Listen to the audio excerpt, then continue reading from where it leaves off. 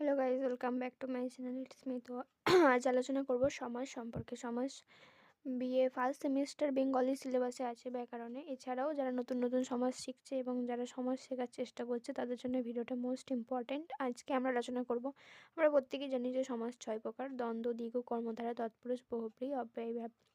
কিন্তু আজ আলোচনা করব দ্বন্দ্ব এবং তৎপুরুষ সমাজ সম্পর্কে, কারণ এতগুলো সমাজ সম্পর্কে আলোচনা করতে গেলে ভিডিও অনেক বড় হবে এবং আমি চাই যে এটা যেটুকু বোঝাবো সেটুকু খুব ভালো করে বোঝাতে।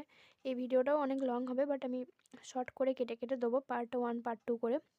এবং যে কথাটা বলছি যে আজকে যে দুটো সমাজ সম্পর্কে আলোচনা করবো সেগুলো মোস্ট ইম্পর্ট্যান্ট, এবং পুরো সমাজের পিডিএফ। এবং যদি কেউ ক্লাস করতে চাও সে আমার টেলিগ্রামে অবশ্যই যোগাযোগ করে আমার সাথে কন্ট্যাক্ট করতে পারো, তাকে আমি সমস্ত পিডিএফ এবং যে কিভাবে কোন এগুলো পড়তে পারে, কারণ সমাজ যেহেতু 6 প্রকার তাদের বিভিন্ন উদাহরণ আছে কোনগুলো পড়লে ফার্স্ট সেম এক্সামের মানে সেটা ক্লিয়ার করা যাবে। এবং ফার্স্ট সেমিস্টার এক্সামের যে 2024-এ পেপার আছে সেখান থেকে আমি পুরো সলিউশন নিয়ে এসেছি সমাজ চ্যাপ্টার থেকে, সেটা আমি বুঝিয়ে দেবো লাস্টে। তো চলুন শুরু করা যাক। ফার্স্টে জানবো সমাস কি।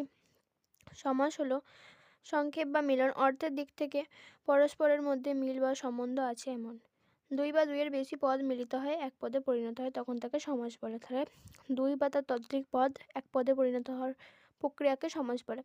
যেমন রাজার কুমার, রাজকুমার, এখানে দুটি পদ রয়েছে কিন্তু সেগুলো কি হচ্ছে, একটা পদে পরিণত হচ্ছে। যে একটি রাজা অন্যটি কুমার। রাজার কুমার পদটি যে অর্থ মিলিত পদ রাজকুমারের একই অর্থ, দুটি শব্দ মিলে এক পদ হওয়াকেই অর্থের কোনো পরিবর্তন হয়নি। তো অর্থের পরিবর্তন হয়নি কারণ অর্থ একই আছে, কিন্তু কি হচ্ছে যে বড় একটা শব্দ ছিল যে রাজা এবং কুমার, সে দুটোকে মার্জ করে হচ্ছে রাজকুমার। এরকমই হচ্ছে সমাস।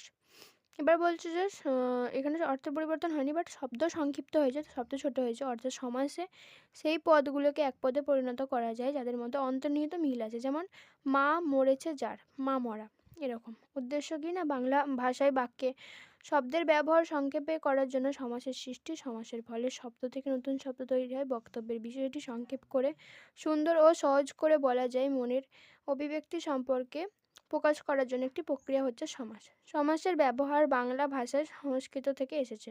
সাধু ভাষার সমাসবদ্ধ ব্যবহার বেশি, সেই তুলনায় চলিত ভাষার সমাসবদ্ধের ব্যবহার খুবই কম। প্রকৃতপক্ষে বলা যায় যে ভাষাকে সুন্দর সাবলীল করে তুলতে সমাসের ব্যবহার অনস্বীকার্য, এবং সমাস ভাষার মধ্যে শ্রুতি মাধুর্য অর্থাৎ শোনার যে সৌন্দর্য সেটা নিয়ে আসে।